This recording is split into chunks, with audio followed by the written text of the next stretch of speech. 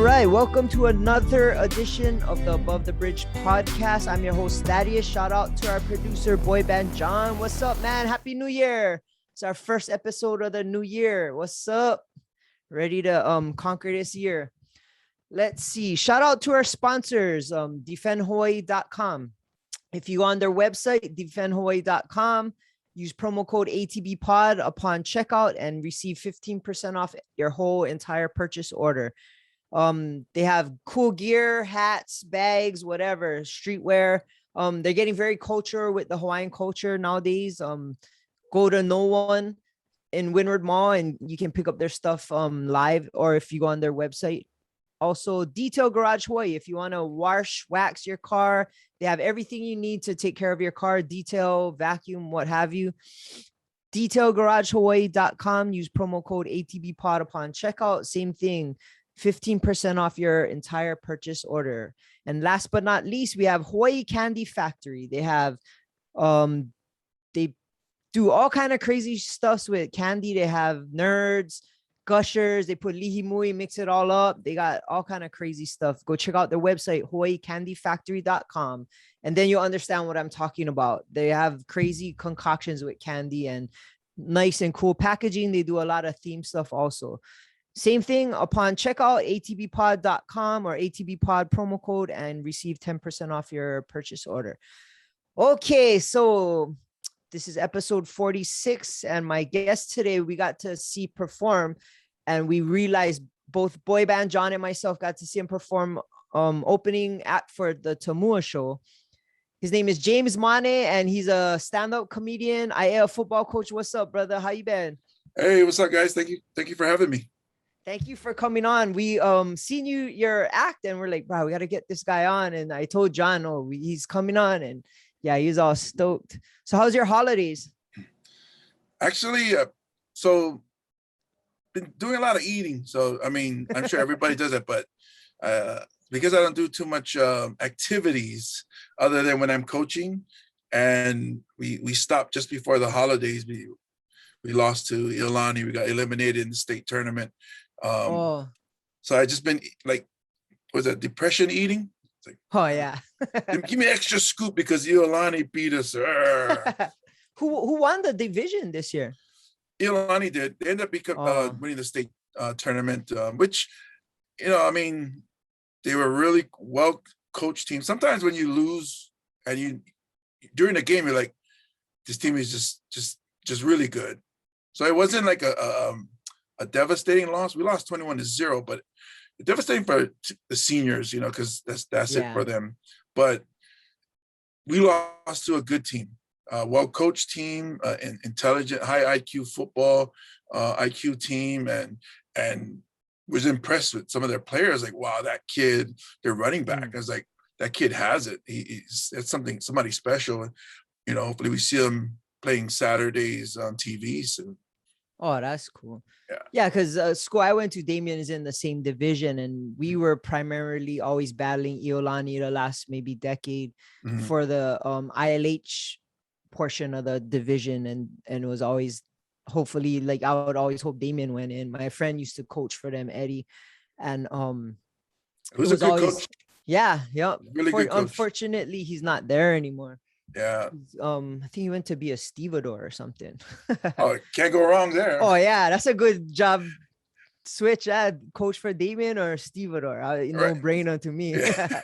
I can say that with Tamua. Tamua was last year, 2020, where he's like, eventually I'm gonna have to decide if I'm gonna do comedy or go full-time stevedore. And I was like, wait, you guys stevedores?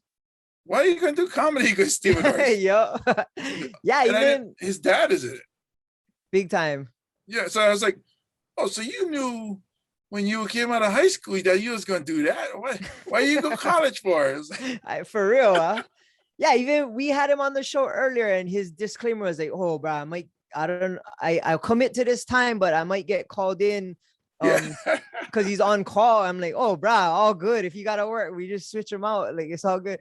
That's why he didn't coach, because he was supposed to coach at IAL. He grad IAL too. No. He's a Punahou grad. But that's right.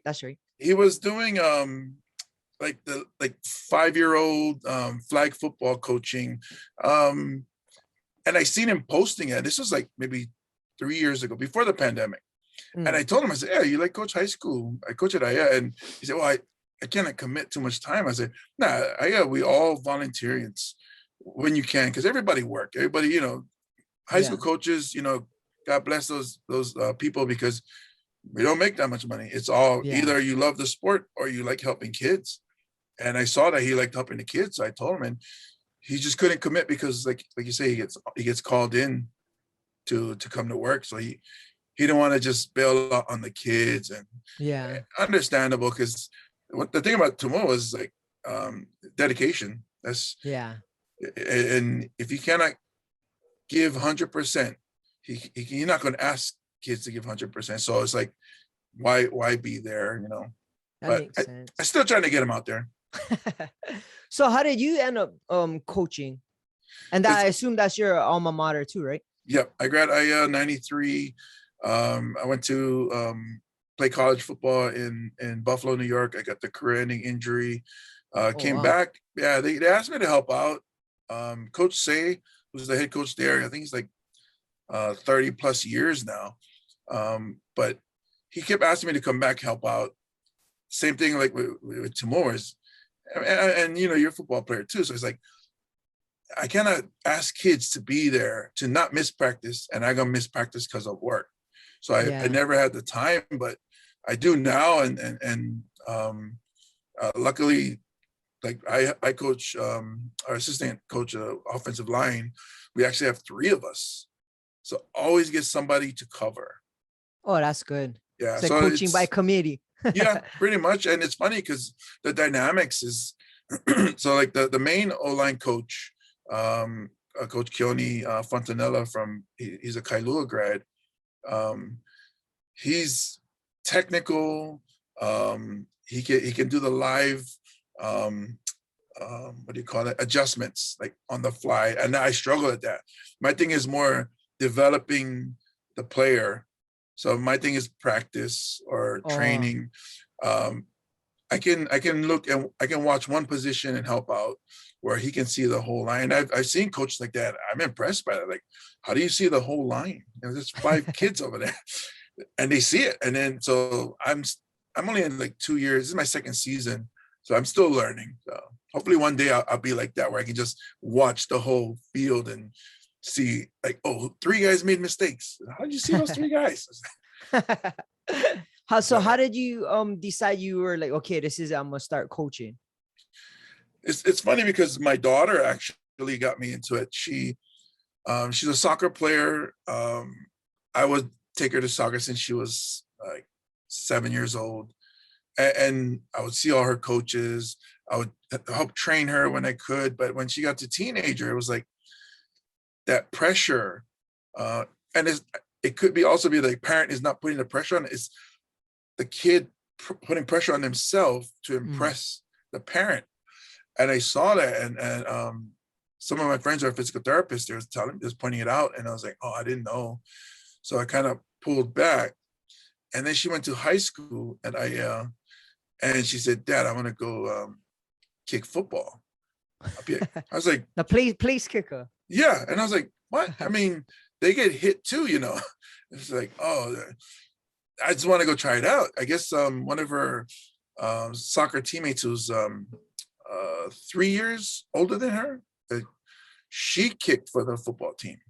So I was like, yeah, Katie girl, I forget her last name, but so my daughter talked to her, and she was like, oh, go for it. You know, I did it, and it was awesome. So my daughter's junior year, she said, Dad, I'm going to go. And I enjoy watching her play whatever sport. She's also a volleyball player. And then I'm watching her kick the ball, and then I'm over there on the field already. I might as well help out. And then I started helping out kids. And the weirdest thing happens is you bond with these kids, and it's like, oh yeah, you start teaching somebody something, and then it clicks for them. They don't have the same pressure as my daughter had because I'm her parent. So it's like I'm just coached. Some of them actually is like look up to me like a dad too, and would DM me because I'm heavy on social media. A lot of other coaches aren't, trying to push their business on social media, whereas as a comedian is. So they start reaching out to me, hey coach, I got issues, this or that. And next thing you know, I start talking to these kids, telling them about, life lessons or future or whatnot. And then I just developed that bond with some of these kids. I was actually not going to coach this year because I wanted to pursue comedy. But some of the kids, hey coach, you're coming out. I mean, the pandemic is, we can play, we're done with that lockdown season that they didn't have last year. So I was like, I'll come out when I can. And then, and next thing you know, there's a freshman on there. And I tell my daughter, I said, I'm only going to go and help the seniors because those are the kids I helped in JV. I'm going to help them. And then when they graduate, I'm done. We get this freshman kid and I bonded with that kid, and this other sophomore, he's like, oh, coach, you're one of the reasons I keep coming out. I don't know if they really mean it, but just to hear it, you're like, yeah, oh, man. I'm sure they do. Kids hardly bullshit when it comes to that kind of stuff. You know what I mean? Yeah, so that's how. So my daughter who's in college now, and I'm texting her. I was like, oh man, this one kid, Upu, and this other kid, Preston, man, they keep, the way they talk to me is like, I feel like I gotta go because of them. And then she's like, oh, wow, that sounds like you signed another 4-year contract. I was like, I know. So, the next freshmen and stuff, come on, you cannot be nice to them or close to them if you can retire. Like, get out of here, rookie. Yeah. Any underclassmen, don't talk to me. Just go run laps. So back it up a little bit. How was it watching your daughter play football? Because I mean, I'm sure she got hit or like, wearing pads and stuff is different when it's a girl. Like if my daughter was playing football and someone didn't clean her out, like, I'd be trying to find her in a parking lot after. You know what I mean? That's funny you say that because she actually got run over against Damien. That sounds about right. Damien guys hitting girls. It was a kickoff. So, and my daughter has and I don't want to be that parent that always brags about their daughter, but like, she could kick 50-yard field goals. Because she's 6 feet. She's, I guess it's the length and I guess whatever, but she's been playing soccer since she was 7 years old. And so she had that big leg. And she kicked the ball and it was a kickoff. Damien started going and I'm watching from the booth upstairs and I see our kickoff guys just open up and all of a sudden the middle opens up and I'm like, oh no, because I know that guy's running right up the middle and he's running and it's a platoon, 3 of them running right towards him and it's only the kicker back there. And you get good view because you look down too. Huh? So I'm like, oh no, in my head, oh no. And then so they start going towards the sideline and she tried to use a sideline as an extra defender and kind of force out. But the other kid just came and he didn't hit her like a dirty hit. It was a football play. Hit her and you see her just tumbling like on car wreck, rolling on his side. I was like, oh no. And I what's watched that kid's number? I was watching her. I was like, please get up. Because she played 2 sports. She was playing girls volleyball and football because same season. So all I could think was her, because she had to ask permission from her volleyball coach if she could go play. And the coach was cool. She said, yeah, it's high school, go experience, other sports. That's cool. And I was thinking like, that coach is going to be so mad if she gets hurt. Oh yeah. That's it was rough. Like, seeing her get hit on PAT also because White Powell hit her like 3 times. Normal O-line. They just came through like water. White Powell had a really good D-line, so it wasn't our guys just let them through like water, and they blocked 2 of them. One she made, but she still got hit, and I was like, oh. Good experience for her, I guess, and glad that she survived it. Yeah. So. In all hindsight, you must have been super proud though. That like not many fathers can say, "Oh yeah, my daughter is playing football for IA," or my like the team you played for. You know what I mean? Yeah. So we both have that bond where we're both football players for IA, and it was pretty cool. I think she liked it too because every place she went, I was like, "Hey, that's the kicker. That's the kicker." Yeah. She didn't have a name. She was the kicker. Yeah. I Some girl still walking blast out with her helmet. Yeah, because and even during when she comes out and other people will be cheering, you know. I think in general Hawaii we always cheer for underdogs, and not saying that girls or women are underdogs. It's just this is the boys' sport. As far as you know, this is boys' football. If they have girls' football, that's cool too. But just seeing her and we've seen other girls. McKinley had a quarterback. Oh, really? Yeah, the same year, and I think oh, wow. I think Kaiser had a female kicker as well. So we actually the Iolani's kicker, like maybe 3 years ago, holds the record for female distance, which I think was like 44 yards or something like that. Wow. And my daughter was that was what she wanted to try to break that record, but unfortunately for her, she didn't have a senior year because COVID shut that down. So I said, it's okay. It's to me, it's more about the experience. Yeah. Then you know, so it's like you got to go on the field. That's awesome. There's little girls from elementary would ask her for autograph, and I said, "Oh, that's super awesome." Yeah, but there is an ugly side because me being her dad / coach, I wouldn't let her like take it easy in practice. So. Oh, because kickers usually dad coach. Yeah. So I'm like, I'm yelling, "Where are you?" And then she was at a locker room. Everybody's running. I was like, "Why? Wait, you think you got special practice? Run a couple of laps." And she's running, and all the players look at me like, "Wow, he's mean."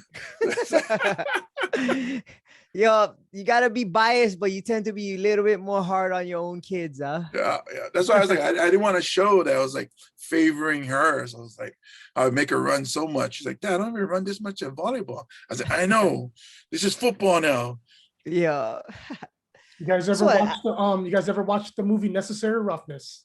Oh yeah. Oh, Kathy Ireland, huh? Right? Yeah. The center, the snapper, right? Manu Mana. Right? Yeah. Oh, that's right. The center. I forgot about that. Yeah. Even the what was it? The replacements had Ace Yonomini from Kaneohe. Oh yeah, that's right. Nandeska. The guy that's in the fucking Bulaia video, right? Yeah. He just passed this year. They just he just had his memorial. So we have a couple Castle Castle alums coaching with us, and he graduated at Castle. Yeah. With one of our coaches, and they just had a memorial for him.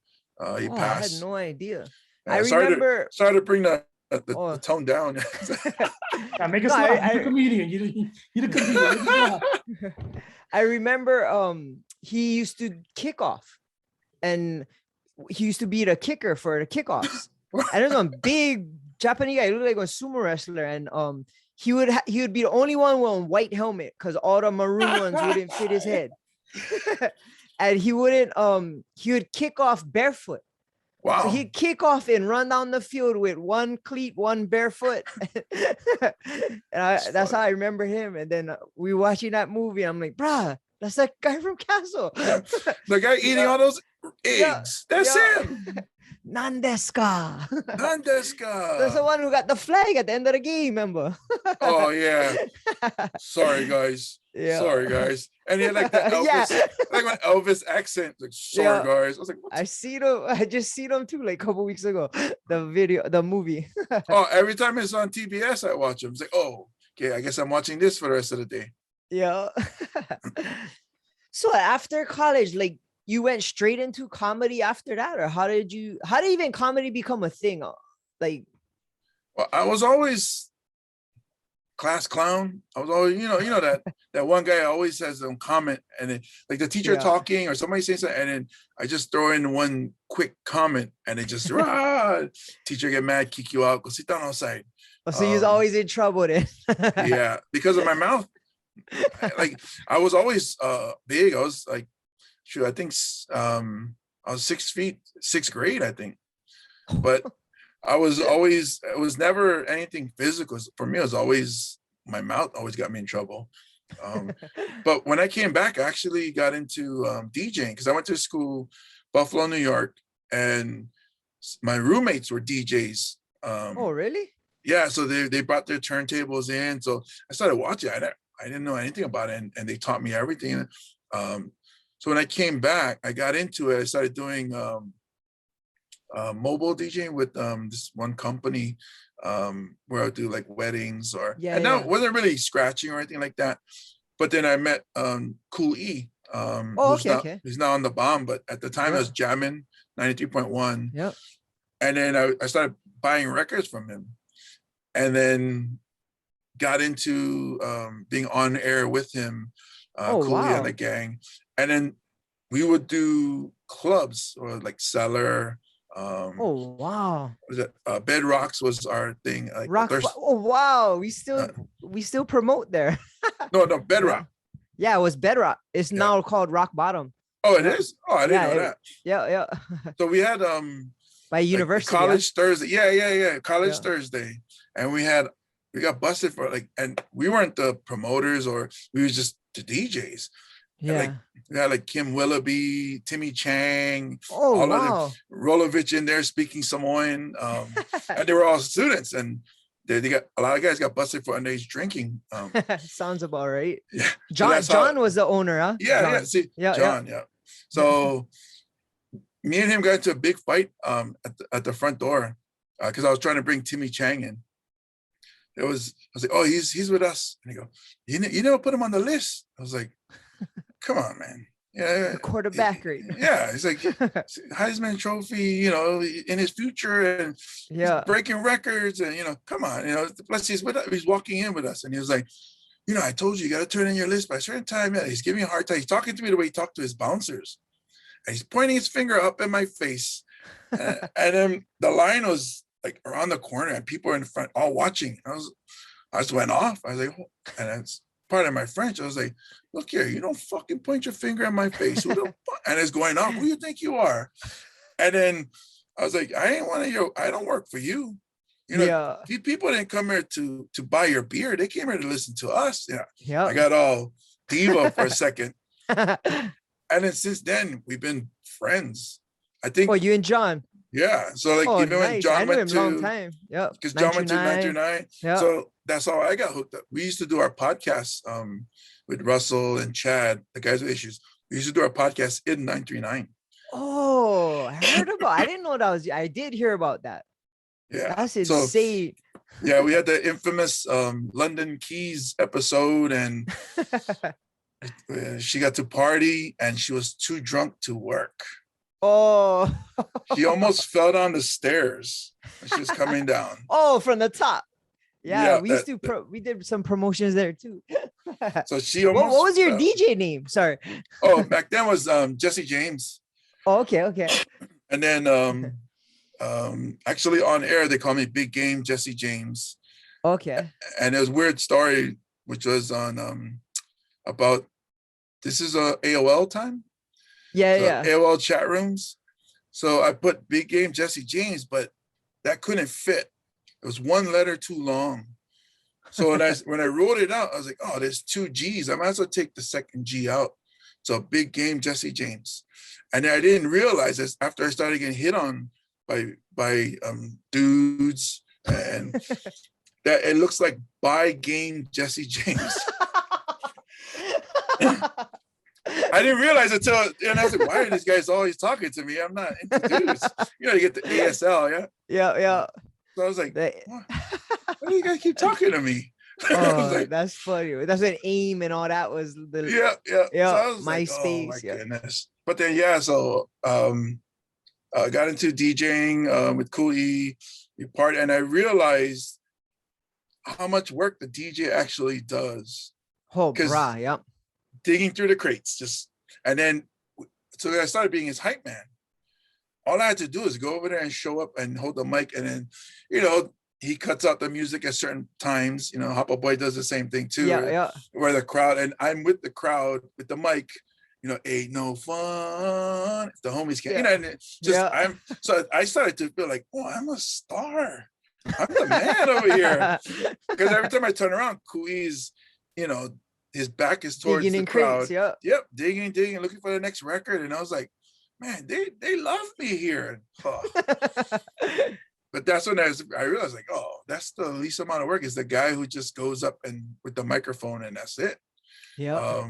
What's his name? Rick Rock was one guy. Yeah. So him, Slick Vic was another one that I saw. And I was like, man, these guys, they don't need to mess with they can go in the crowd with the cordless mic and party. So I looked up to those guys. I was like, I don't be like those guys.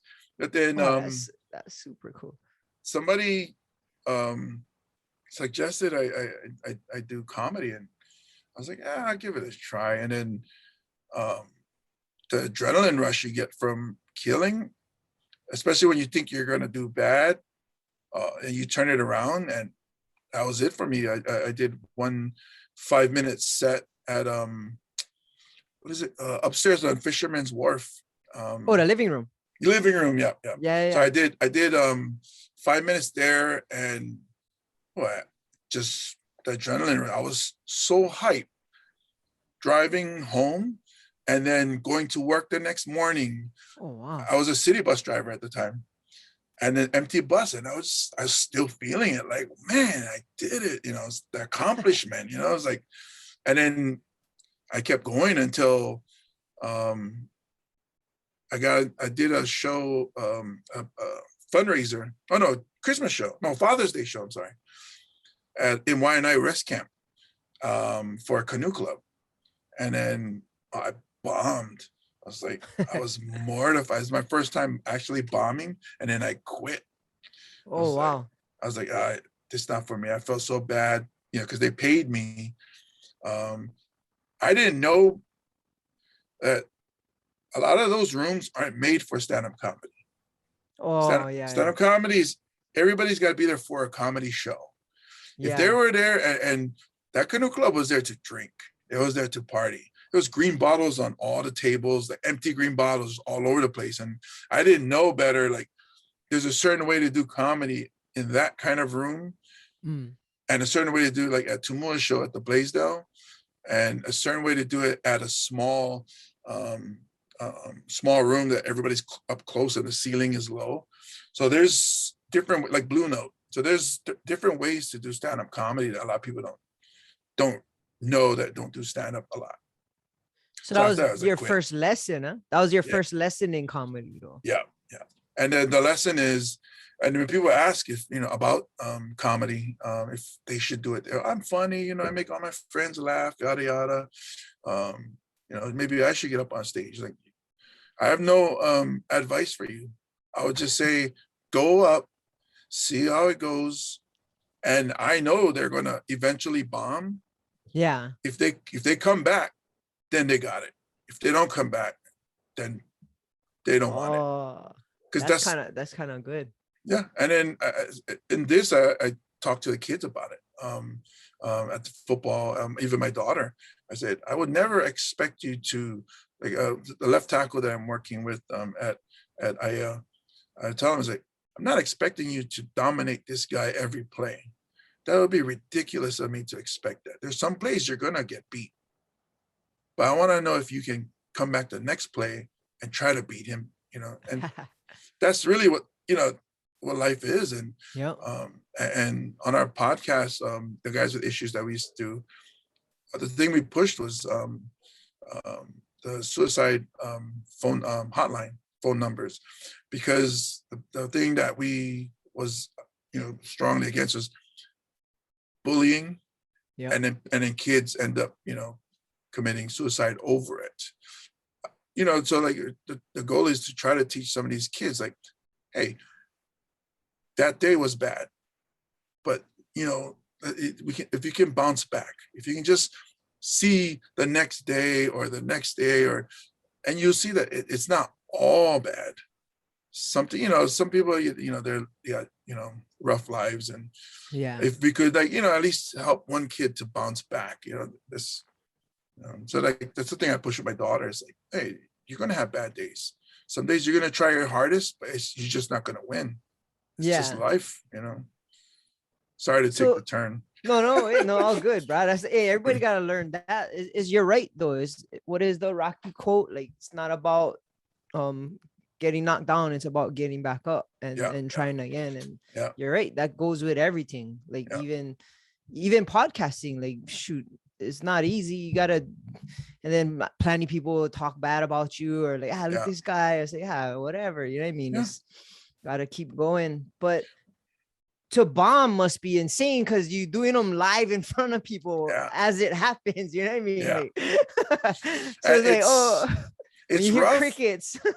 Sometimes I actually try to bomb because I'm like, you know, like, I used to gamble. I stopped because I was like, oh, I'm losing money, I better stop. But so, like, I always feel like, oh, I gotta lose sometimes. It's gonna come, and then I'll win, you know. So, like, there's sometimes I'm like, oh, I gotta go to this open mic and try to bomb because I'm due for one. I don't want it to be like at Tumua's show where get it out the system. It's over 2,000 people there. That's a rough place to bomb. Oh yeah. So I would go to like this pizza place on Kapahulu, and then like, but it's funny because I've been in it so long and always trying to entertain people. You always find a way to win. Yeah. So like, I went and I was telling my friend Graham Elwood, who's a international touring comedian. He's performed for the troops, and he's helped me with podcasting. Also, he had successful podcasts. So I told him, I said, hey, I'm just gonna go in there. I'm just gonna bomb on purpose. I'm just gonna be as hacky as I can be and see what happens. And he was like, oh, cool. I love to see that. And so I go in and I'm like, I look at everybody. I hardly talk, and I'm like, pizza parlors. Am I right? And that's all I did. I was just going like, just cheese, sauce, crust. Am I right? Like, there's no punchlines, but I was doing it for like 5 minutes. I said, men and women, cats and dogs. Am I right? And it got to a point where it's so ridiculous that people started to laugh, and they started to say, am I right? And it was like, it was with me. And then the guy, Graham, he was like, dude, that was genius. You should do that. That should be part of your set. I was like, I can't do that on a real stage. I was trying to bomb. It was so funny because it just happened. It was like, it's cool and it's bad at the same time because I want to bomb sometimes. So you see how you can recover and try to navigate like a hostile environment. Yeah. So you dig in a hole and you see if you can get yourself out. But yeah, it takes a lot of balls just to get up there and speak, and like you said, like, not everything's gonna hit. So it's like, to recover from that is a skill. It's a talent. Yeah, I think part of it is being able to get over it and move to the next thing. But yeah, so like, when I try a new joke, I'm like, I know it's not fully fleshed out. It's not 100% ready. I just have an idea that something is funny. I know this is funny. I just got to work on it and build it. I don't know if you remember, there used to be a wagon, kind of like on lunch wagon, but there was women dressed in bikinis. Oh yeah. Coffee. Yeah. So one of the things the jokes that I started out with was, I forget the name of the place. I used to talk to the owner too. But I said, oh, this is probably the worst place to find hair in your food. So that was the punchline. And I would get laughs. And then I found out that the type of jokes that I like is kind of disgusting, and you kind of go, ooh, but you still laugh. Yeah. So then I was like, oh, then I turned around, I was like, this is probably the only place that I'll be okay with if I found hair in my food. And I'd be like, I've been looking at that hair like, and I started to make it as disgusting as I could. I was like, I'd be like, Horatio Kane from CSI Miami. Like, pubes. I knew it. So like, then I found out, and then I started writing jokes so like with Tamua's show and Andy's show, I was open for Khalil Pilanka. It's all family friendly shows, which is, so family friendly shows, actually, they get more money because you get more appeal, more people that will come to your show.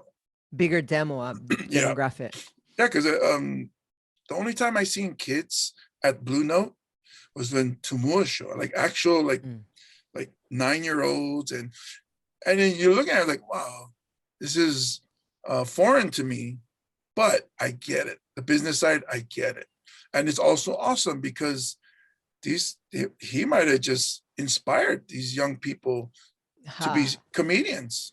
You know, like because for me, the first stand-up comedian I saw was Andy Bumatai's High School Days, and I was like, that guy's just talking and everybody's enjoying it.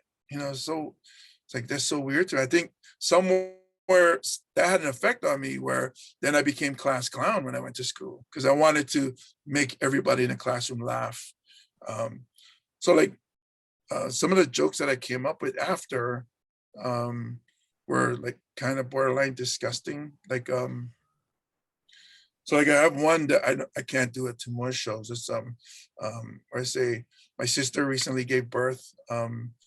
So we're all at the hospital, and then everybody's, you know, oh, the baby's beautiful. We're around her bed, and they what do you call it, when they wrap the baby really tight with a white blanket. My sister's husband is Jamaican, so it was like, wow, he's actually good looking. Surprised that a Samoan Jamaican baby is good looking, you know. Like, and then I guess negative times negative does equal positive. And then my auntie picks him up and she goes, "Mwah," and she goes, ooh, new baby smell. And she starts passing the baby around. We're all making a circle. I was like, my comedic mind, I'm like, man, my family's passing around this giant joint. It's half Jamaican, so you know he's pretty good. You roll him up. And then it comes to me, and I'm like, oh, I'll pass. I thought, what's wrong with you? And I had to explain to my dad. I was like, see, the way that I think, you know, like, you guys been in a new car before. You got that new car smell. It's a beautiful smell. I don't think it's the smell of a new car. My mind thinks it's the smell of the factory that it came from. So when you guys sniff that baby, it's like, I don't want to know what my sister's baby factory smells like. So like when I do that joke at places, I always get the groan, and it grows into a laughter. And that's where I was like, that's what I like. Your niche. Yeah. The shock factor. Yeah. But then it's like, it's so disgusting, but it's so true, and it's funny. Yeah. So, and then I close it, you close it like, the best thing is that from today on, you guys will see a baby. And you guys will hear somebody in your family go, new baby smell. And you're going to remember that, that giant Samoan comedian, James Money. And then I sign out. But I can't do it at 2 more shows. Oh, yeah. Yeah. But I guess that's part of your talent, right? Is to navigate every kind of genre of audience, because we were there and we talked about it on the way home. I was like, Brad, they didn't say one swear word. And we noticed when they were showing the sponsors, one of them was a church, and it's like, yeah, a church not going to sponsor like a show with all swear words and crazy stuff. But we laughed just as hard as we would have if it was a like a dirtier show or a more R-rated show, and we didn't miss anything. It wasn't like, oh, we missed out. Like, it was something was missing from the comedy. It was just as funny. We laughed just as hard. And yeah, it was kind of refreshing to see comedy in that atmosphere where, like you said, there were kids, there were old people, and everybody was, it was cool. That's just something that Tumua, he doesn't swear. I mean, if you talk to him normally, he doesn't swear. And there's a lot of comedians that do swear off stage, but they don't swear on stage. It's just a choice that they made. So as far as the business side of comedy, or stand-up comedy at shows, you go with the headliner. If the headliner doesn't swear, you don't swear, because his people expect a certain show. And being funny, some people, they use the swear words like a crutch, like, oh, they're not laughing, and then they say something disgusting. Yeah. And then some people will laugh. And to me, and to a lot of comics, that's cheap laugh. If you don't talk like that regular, like Kevin Hart swears in his regular conversation. Yeah. So he's gonna swear, but he's not gonna get like disgusting and vulgar about little details of like sex or whatever's, but he will talk the way he talks off stage. And for me, he's being himself. Yeah. And Tumua doesn't. I actually know some comedians who always say work clean, work clean, work clean. But you ride in the car with them, it's like, oh my goodness, he's swearing so much. It's like a old school sailor or something. It's like I trip out, and because even on our podcast when we interviewed Augie, and he doesn't normally swear, but he's not. His shows are clean because he performs for the family and everybody. But if you talk story with him, some swears will come out. So it kind of catches you off guard. And you're like, what? Oh, that's right, I forgot. They're not on stage. But that's a choice, a conscious choice that they made. Me, like I said, this is how I perform. I will write clean. There's certain parts that are dirty that I do. Some jokes about my daughter, and it's not, well, it can be, but it has to be more funny than it is vulgar for it to work. Some people, they just, and that's our scene. There's a lot of underground comedians here in Hawaii that a lot of them think they watch what they see on Netflix or on TV and they go, I gotta be like them, and then they get disgusting, and which is why they don't sell out shows like Tumua sells out shows. So Tumua gets the whole family at the show. Yeah. Where I'll get the 30-year-olds or the 20-year-olds, not so much the older the parents or their kids. They won't really be at my show. So I look at myself like Tumua, I tell him that you're the hero. You're the guy right now. You stay clean and don't do jokes that punch down. Like pick on certain groups of people. Just do what you do. You're great. For me, it's my demographics isn't as big as his, which is why when I do a show, it's not giant like his. But I appreciate his shows. I love doing his shows. Yeah. But you pick up fans that way because just like us, we were so interested in your comedy. Like, we got to get you on the show. Where we became fans just from watching you. And so as Tumua fans, now we gain another comedian that we can like go enjoy because of his venue and opportunity he gave to you. Now his demographic is seeing you do your thing, and which I appreciate. Because my Instagram has ticked upwards since. I'm like, hey, this Tumua, man. Every time so I tell him, so you gonna put video out with me inside. Give you some shine, huh? I know, help our brother out, man. I'm trying to sell some tickets. So being a comedian in Hawaii, granted, there's not many mainstream venues for it. Like like in the mainland, they have the store or the comedy show or whatever. But is there a big underground scene for this? So where you can, like you said, like you have a joke, it's like a diamond in the rough. You want to refine it, try it out, and work your joke so it becomes super good. Like, how would you do that in Hawaii? So even for openers or people who want to, first time, a lot of times, like even Tumua and myself, we go to Hawaiian Brian's. They have a new venue called Slack Key, which is small but intimate. And that's what the kind of place you need to develop jokes. You need people to be there to listen to the words, and then you watch their reaction. So a lot of times I'll watch their reaction and go, oh, this is not working. It's like, let me see if I tweak this. And just like I said, I tweak the jokes. The next time I go up, let me try this. The next time I go, and so that's pretty much what you have here. Not like you go to New York City or LA, you can perform 3 times in one night or 8 times on 1 week in one weekend. So they can fine tune that joke in a week, where we might take a month to fine tune a joke. I think for like myself, Tamua, we've been doing it long enough where we know what's going to work for us. So like there's some jokes that I know, oh, that's not going to work for me.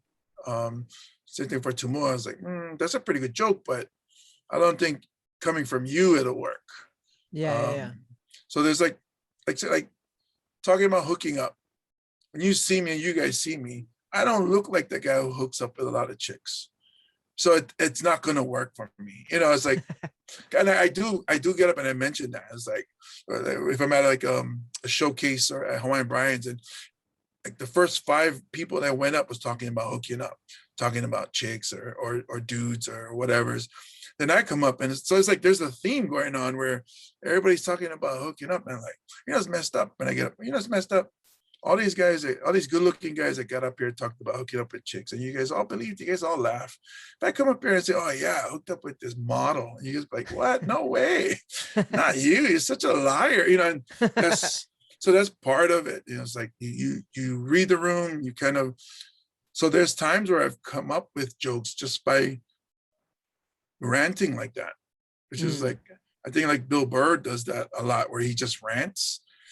And that's, for me, the podcast has done that with the guys at Issues Comedy Podcast. I used to do it, Russell and Chad, where I start ranting about something. And then they'll say, where are you going with this, James? So that was like a catchphrase, like, where are you going with this? I don't know, but something's there.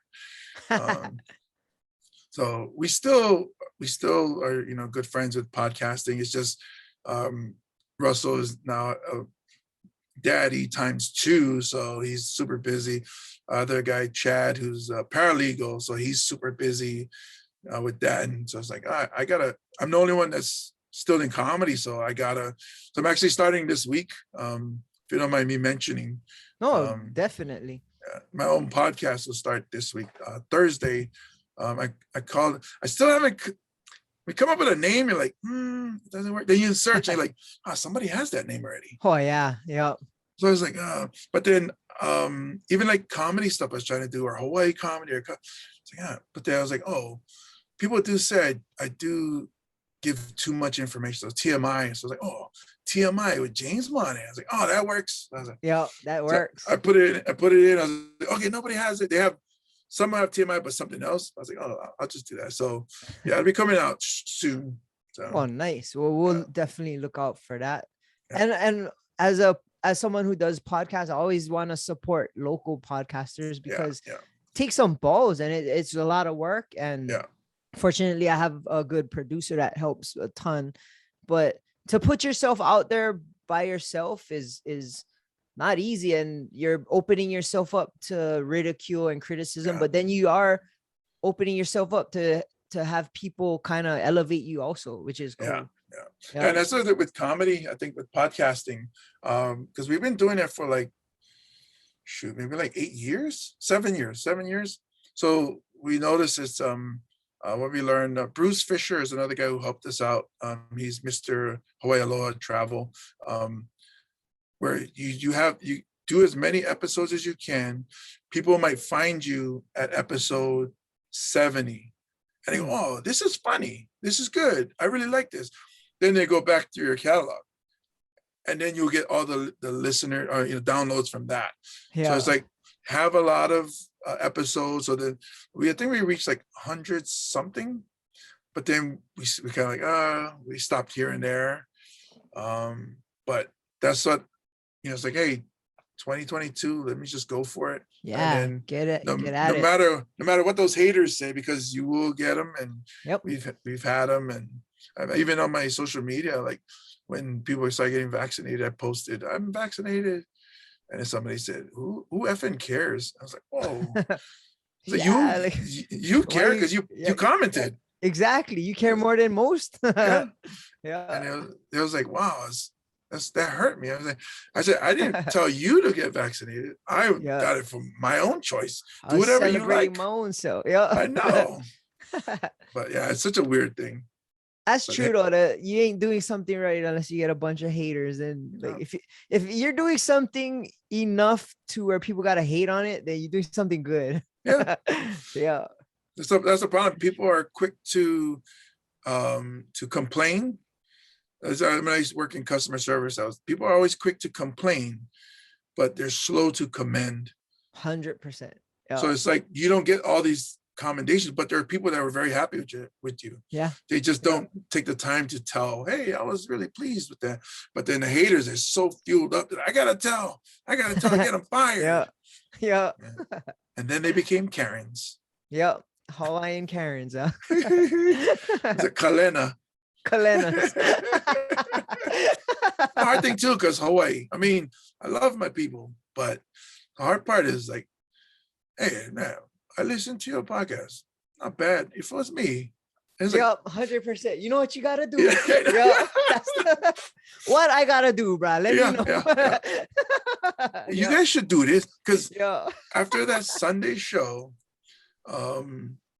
my former boss from the city bus called me at 7 a.m. I was still asleep. I woke up. I was like, whoa. He called me. I'm not gonna say the boss's name. I look. I was like, whoa. Hello. And I haven't been working there for like 5-6 years, but he was at the show, 2 more show. He goes, oh, caught your little act there. I was like, whoa, little act. Wow. It was really funny. We had a good time. And, one thing good was clean. And, I said, oh, yeah, that's how Tumo works. And, I really appreciate Tumo's fans. And, you know what you should try? And I was like, oh. Here we go. Sorry, I've been doing comedy for over 10 years, but I should listen to this guy who never tried it before. Yeah. You tell me, sir. Let me get my pad. Write this down. Well, let me tell you how to be a boss at your company. Yeah.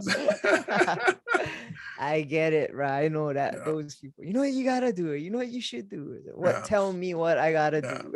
I mean, it's all love, but Yeah. Because the same thing when we used to DJ, the rule of thumb was don't do your family's events because they all want free. Oh yeah. You do one person's event, and then now you're doing everybody's first birthday, everybody's baby party, whatever. Because I don't really do clean. I mean, I can, but that's then when they call me, oh, you can do a baby luau. I was like, whoa. I'm not saying I'm Chris Rock, but you're gonna hire Chris Rock to do your baby's luau.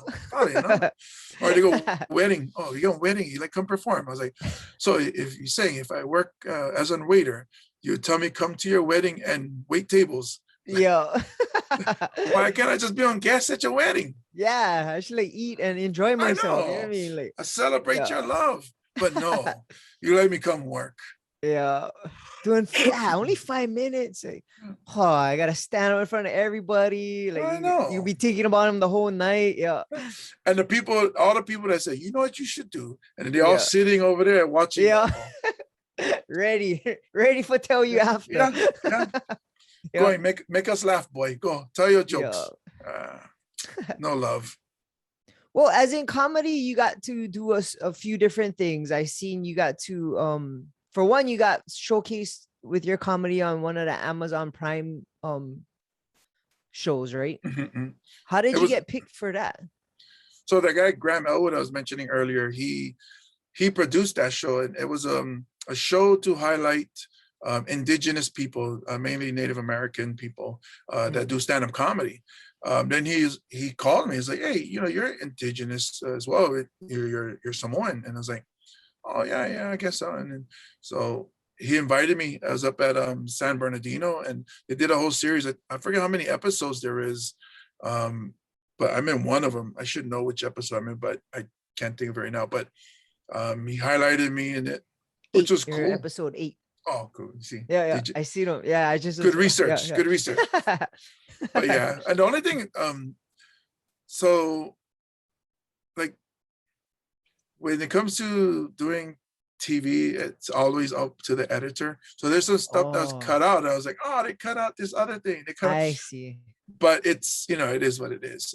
But so he had the show and he was trying to sell it to Netflix, but it didn't get to Netflix. It got to Amazon. So Amazon owns it now, which it was free for a while, but this year, I guess you got to pay to see it.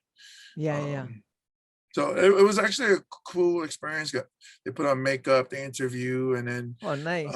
Yeah, but it's funny because TV Magic, they did so many episodes. Some episodes were on Sundays. The night I was there was on a Sunday night. So like, I guess behind the curtain, there was only 3 rows of people. Huh. So the people that you see in the episode that I'm in, the way they filmed it, it looks like there's a lot of people. But it's camera tricks, huh? Yeah, they use Hollywood magic to make it seem like more people, but it was pretty cool. I've performed for 5 people before, so I'm no stranger to small audiences. Oh, that's cool. And then you were in Decker. Yeah. So how did that come about? So the guys who wrote and this Tim and Eric is a show that a lot of people watch that's on Adult Swim, and they Tim Heidecker does a YouTube show called On Cinema, and they're at what do you call it, like anti-comedy, not anti-comedy, but it's oddball type humor. So dark comedy. What's that? Dark comedy. There's just like more like they do some silly stuff, but it's not the regular it's not normal for comedy, but it's still funny. But yeah, they do dark comedy. So like they started doing this show, and then they started talking about this making their own Jason Bourne type movie, and that's where Decker was created. And Decker is like Jason Bourne is a secret agent, and it's supposed to be like, looks like it's done with handheld camera, like we made with our phones. Okay. But it's actually a full production, and it's done really well. Like I was surprised when I seen it. My sister, who's actually an actor, I was telling her, I was like, yeah, I'm not good with lines or acting. I don't have any experience acting. So she watched it on YouTube. So there's a Decker series on YouTube before I went to Adult Swim. So you guys can see it there. And she watched it, and she's like, so the guy is always messing up his lines, but they don't edit that out. They just keep it as the humor, So she was like, oh, don't worry about it. You'll be fine. So when I went, you can see where my acting isn't good, and they just keep it in because that's part of the humor of that show. So in a way, I got lucky, but I don't know I'm not an actor. And then they got picked up by Adult Swim, and we did like 3 seasons on Adult Swim. That's also on Amazon. And cool. I was supposed to be like a bartender. I actually have their right over here. So this, I don't know if you can. Well, you can see. I don't know if it's yeah. So they made this thing called I'm the bartender, and I sell buffalo wings. Lanoy Arnold is my name, my character name. So it's Lanoy Arnold's Hawaiian style buffalo flavored chicken wings. And the weird thing is their fans are cult followers. Oh yeah. So my Twitter just blew up with all these people, and some of them bought the sauce, which was sold by the studio. They're all, wow. Yeah, they're all tagging me on their pictures. Look, I got your sauce. I was like, cool. I wish I could get some. Yeah. I didn't even taste it. Yeah, I gotta buy it myself. Oh, that's super cool. Yeah, so it's pretty cool because they're cult following fans and they love anything that you do. So on my Twitter is Illinois Arnold and Decker Show. Instagram is Tumo. Yeah, it's like, hey, right on, I'm riding all these coattails. Yep, elevated, bro. Yeah, like I say, always say, rising tide floats all boats. So one day you're gonna do that for somebody else that's coming up, for real. So that being said, what do you think the future in Hawaii comedy is starting to look like, and your future as well? Well, for me, I'm hoping to be able to do comedy full time, and it's going to be podcasting, stand-up, live shows. I used to promote shows, but man, promoters got it rough. Like you push as much as you can out to people to see that this event is coming up. Then the day of the event, you're like, oh, I hope people show up. I hope people show up. And as a feeling, and as a performer, like, wait a minute, I got this sick feeling in my stomach, and I gotta go perform. Oh yeah, I never had that feeling. Yeah, so that's why I never perform at one of my events. So that's why I'm like, oh, I guess I gotta get somebody else to do. So I've been working with Jose Dynamite, who's a comedyuhi.com, and he's putting out today, I think, on the website, and it'll be my headlining show at Blue Note for February 2nd. Congrats on that, bro. Yeah, so I'm going to be headlining, going to try to spread the word, but now he's got that pressure of filling the seats where I can just focus on, let me go and killing it. Yep, let me go write some new material and see what I can get before that day. And he does the shows at Hawaiian Brian's as well. So me and Tumo will pop up unannounced. I mean, we'll ask him first. We just can't advertise our names. We'll just show up and we'll do like 10 minutes before the show starts and try to get your new material refined. Yeah, get that work in, and then that's awesome.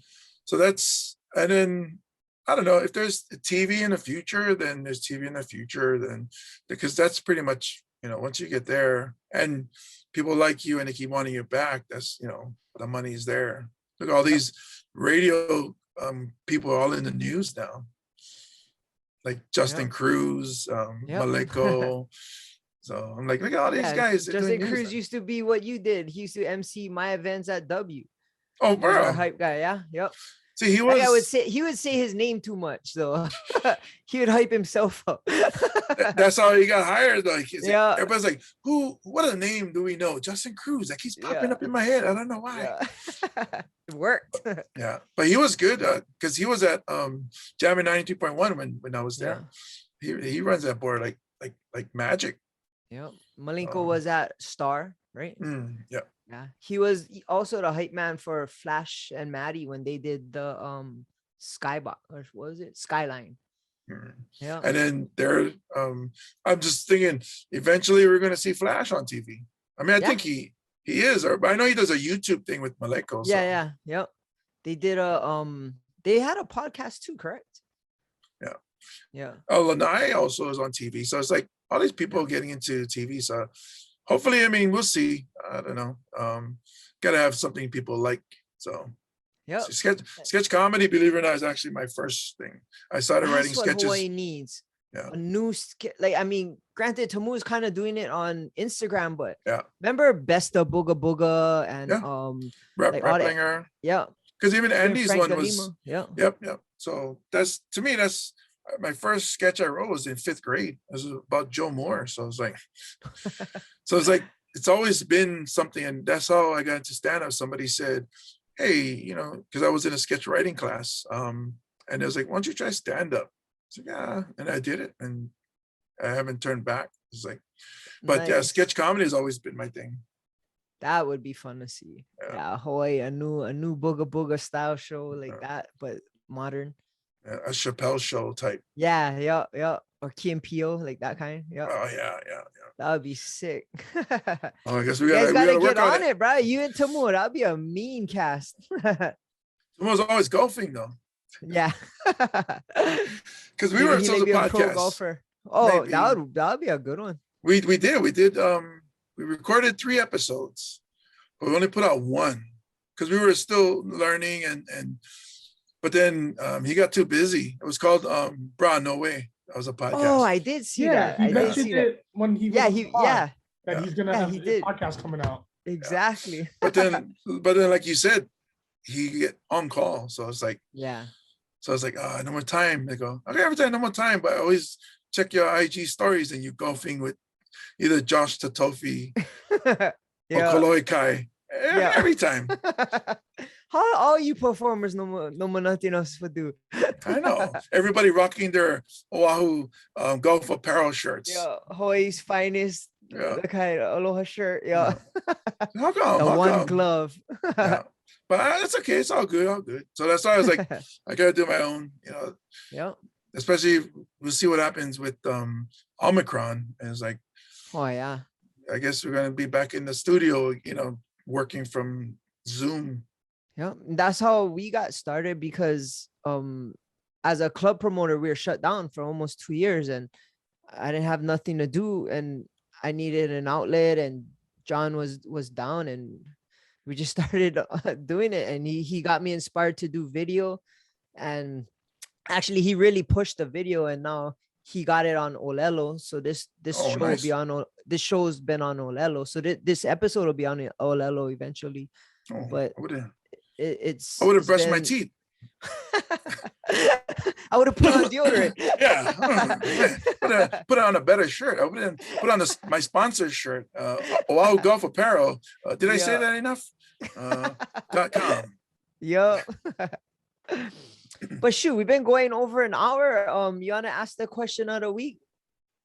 Question of the week is, let me make sure this is right. Let's see. It is, what are your top 3 comedy specials you've seen? So I guess I'm not sure if you in person or I guess just on DVDs. Oh, it would have to be TV, because if you say like specials, I would think like HBO or Netflix or so. I was never live at any one of those, but so not in any order, but just one of my favorites is David Chappelle's, and this is when he was young. He did in San Francisco. It was his I said Chip, no. Yeah. So it was it was HBO. I think it was Killing Me Softly or whatever. I think Killing Me. No, it's before that. Oh, before that. So it goes even further, because some of the stuff he did, some of those jokes in it was in the Killing Me Softly, but like the one where he goes, apparently this man broke into this house and hung pictures of his family all over the place.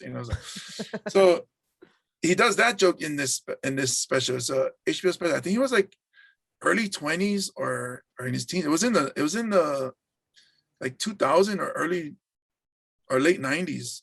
It was like a half-hour special, and it was Dave Chappelle's. I think it was Fillmore was where he filmed it at. Yeah, you're right. Because the Killing Me Softly was DC. Yeah, like the Fillmore was the half-hour one. Yeah. Because he has it's one of the jokes he did was, and where he's talking about crime scenes, and he was like, man, they're always, I don't know what's up with these crime scenes and finding semen all over the place. It's like they find it everywhere. It's like, but that's the question: do they find it, or are they looking for it? So like he breaks it down, and so for me, and from what I learned from some of the older guys, the person's first special is usually the funniest, because they've been working 10, 15, 20 years to do that first special. And then after that first special, they got to get rid of all those jokes and come up with new every year. So that's why you see someone like, oh, it's not as funny as the first one. That's the reason. Kevin Hart's kind of like that. Yeah, because he does so many. Yeah. So there's that one, was one of my favorites. And then Martin Lawrence had an HBO special from the 90s as well. And it's funny because I watch it now, I'm like, oh, it's not as good. But when I saw it as I was in high school, it was just like, oh my goodness. And then I guess Raw Eddie Murphy Raw, Yeah. because I I was saw gonna that say in the that theater. one. Yeah. Yeah. Oh, So really? yeah, I saw that Pro Ridge. They had the fourplex by Yeah. the old McDonald's, and then so I saw it there and just like, wow, Yeah, that was this good. is awesome. The But funny yeah, I thing would say those about three. that one, funny thing about Raw is if that came out now, he'd be canceled quick. Yeah, yeah, The stuff he says on that, like he'd be done. His career yeah, be yeah, over. yeah. I'm surprised they didn't bring it up, but To me, I think that this whole like I was asked about my opinion on cancel culture, and I think it's a little bit of overreaction. I do understand that you like. I'm not going to go up and do jokes about transgender people because I'm not clever enough to do it so that it works. It'll then come you out don't get in as trouble. yeah, it'll come out as insulting, and I understand it. But like everybody talks about the Chappelle special, the most recent one, where he's talking all about it, and like part of me is thinking that he's trying to get us to a point where we can talk about them the way we talk about everybody. Yeah. So that I can talk about straight men, straight women, and I can talk about gay men, gay women. Like it's not have to walk on eggshells. Yeah. I know we're not there yet because people have been beaten up and oppressed for choosing those lifestyles. Or so I don't even know if I'm saying it right. I'm getting worried. I'm like, is it a lifestyle? What is it? Did I say it wrong? But Yeah. it should get to a point where it's just like it's not even an issue. Yeah. Like I have my cousin is gay, and it doesn't bother me. Like stuff like that. I don't even know why I said that. I don't know what cousin I'm talking about, but you know what I'm saying? Like it's just like Yeah. nothing. It's like saying that my friend is left-handed. It's like Yeah. Exactly. we're not like, Who ooh, cares? whoa, Yeah. whoa. Yeah. Southpaws are gonna get mad. Yeah. Did you just call him lefty? Oh my God. Oh no, he said So southpaw. yeah. So that's and some of my friends say, oh, it's because I actually opened for Dave Chappelle on Maui, 3 shows. Oh wow. So you had to meet him and stuff. Super cool story where That's insane. I was asked, the president of Live Nation Comedy called me and he said, hey, I was wondering if you want to come down to Maui and open up for Dave Chappelle. I was like, I'm on my way to the airport. And then, yeah, I was there. And then the first night we performed at the Castle Theater. And then they mentioned that wanting his DJ, he likes his DJ to go to places and perform at clubs or whatever. So I guess in Kihei, they call it the Triangles. Yeah. So he goes, oh, we're going to go there. And you know this place? I was like, well, I'll just follow you guys. I had to rent a car because I was the last one there. They were in their like stretch Suburban. So like we're in the parking lot getting ready to go. And he walks over to me. He's like, you know where it is? I was like, I'll just follow you guys. I mean, there's only one road there and I can't mistake your car for anybody else's car. Yeah. And then he goes, all right. And he goes back to his car. He comes back, he jumps in my passenger seat. And he said, oh, this way they won't leave you behind. I was like, oh, cool. That's super cool. So we're riding from Kahului to Kihei, and wow. we start rapping. And it's funny because I'm telling him about Hawaiian history, Hawaiiana, talking to him about how what do you call that? The monarchy was overthrown, the land was stolen, and then I likened it to Hawaiians. The ancient Hawaiians are like Native Americans, where the man came and just, I like this, I'm gonna take it over, basically. And he was like, wow, I never knew about this. And so I was like, wow, I'm over here talking to Dave Chappelle about this stuff. This is so cool. Yeah, that's super cool. Yeah. And he was listening. He was liking it. And I was telling him about people always call me Hawaiian, and the reason it's correct and incorrect, it's like calling a person that lives in New York a New Yorker. So I'm a Hawaiian in that sense. Correct. But there's a people that are Hawaiians. So I would say, no, I'm Samoan. I live in Hawaii. I'm a local boy, but we have people who are Native, have the Hawaiian blood, that we, out of respect for them, I'm not going to say I'm Hawaiian. Yeah. So that's super cool. Yeah, talking to Dave Chappelle about it, I was like, man, I can't believe I'm talking to Rick James about this. Rick James, bitch. Which, by the way, he doesn't like. Oh, really? So at his shows, if you pull out your phone, you get kicked out, or if you heckle, you get kicked out. So the night that the second night that we performed, it was the 10-year anniversary of the Rick James sketch. And I knew that because Russell and Chad texted me. I was like, oh, 10 years ago, the Rick James sketch came out. So I told him, I said, oh, did you know? And he was like, oh, I didn't know. And I said, that's cool. He goes on, he mentions it. And then the audience like, I'm Rick James, bitch. And he had them kicked out. Oh, that's dirty.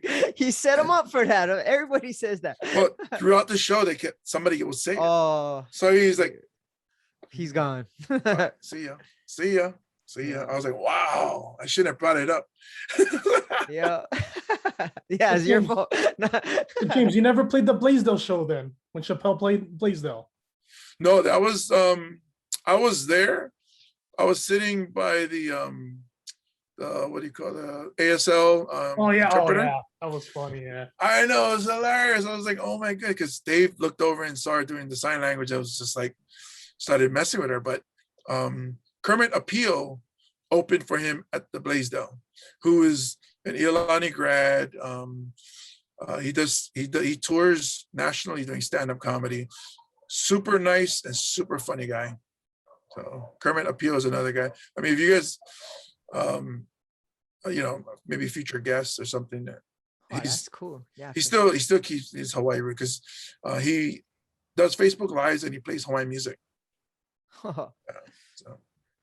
All right, on. Super cool guy. Brah, thank you for coming on the show, man. Is there anything you want to shout out, like your Instagram and your new podcast that's coming out and your website?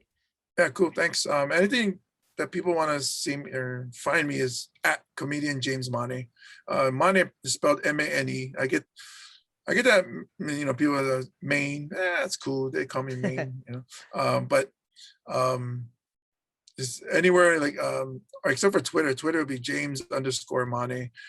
But you find me on Instagram, you can find me every place else. Everybody got that link tree. And so I started working on my website finally, comedianjamesmane.com, and try to fill it with some content. But yeah, I appreciate everybody that reached out to me and started following me on Instagram, and my TikTok is what I want to push. I want to get famous like Charlie D'Amelio with but I gotta learn all these teenage dances. I know, you just gotta get a ring light and my daughter's been trying to get me to dance. I was like, no. Yeah, I do the lip sync stuff. I'll do that, but the dancing, I did one or two when I first started with my daughter, and I was like, that's it for daddy. I might hurt something, you know what I mean? I have. But thanks for having me. I really appreciate it. No, thank you. As just as a patron to Mua's show, and we seen you and we're like, bruh, this guy was so good. Let's try get him on. And like, I don't know how. I'm just gonna slide in his DMs, or if not, I was gonna try have Hoppa try call you up for something. And I was like, he hit me back. I told John, I'm like, he's down. He's like, yeah. Wow. I saw a lot of people reach out to me. Even Ronnie Cheng. He reached out to me through DM on nice. Instagram, I was shocked. I was like, holy cow, this guy is on cool. TV and movies. Yeah. And at the time he DM'd me, I was scolding my daughter. So I was teaching her how to park. She was learning how to drive. I was teaching her how to park. I was like, we was on Pearl Ridge with no more cars. Okay. I started losing my temper. I started getting mad. She started crying. And then I looked down. Yes. That's insane. And your shows at Blue Note's coming up soon, and you're touring with Tomorrow Maui at that same Castle Arena, Castle Theater, correct? Yep. That's I think February 26th is Tomorrow's show on Maui at Castle Theater, and then I'll be doing February 2nd at Blue Note in Waikiki. Oh, nice. Wouldn't be surprised if somebody shows up. Yeah, that'd be insane. Who I mentioned earlier, but I won't say his name. Get it. Andy Bumatai. Yeah, I wish. He doesn't want to leave his house. He only do daily pigeon now. Oh. Hey, I will say this one last thing here.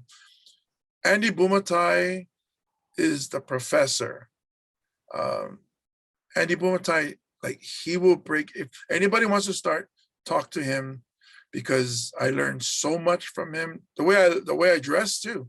That's all from Andy. Even the way body language, everything that Andy Bumatai taught me, and it still works today. So that's the cool. man. At least he's down to help. Like, I like that when people try to help other people, like, do what they're doing. Yeah, that's cool. Right on, man. And for us, you can find us on Above the Bridge Podcast on Instagram. You can find Boy Band John on BBJ8, the letter 808 on Instagram. Go follow him. I'm Thaddy Daddy High on Instagram, and on YouTube. Above the Bridge Pod has all our episodes on there. That's about it, man. Oh, our website is atbpod.com. Right on, man. Thank you for coming, and we appreciate you, and we're definitely gonna be fans for life and be watching you and trying to check out more of your shows. Go Niners. Go Niners. These guys better not blow it. Right on. Shakas for the cameras. Right on, man. Shout out to the Artist Group Network. We're out. Aloha.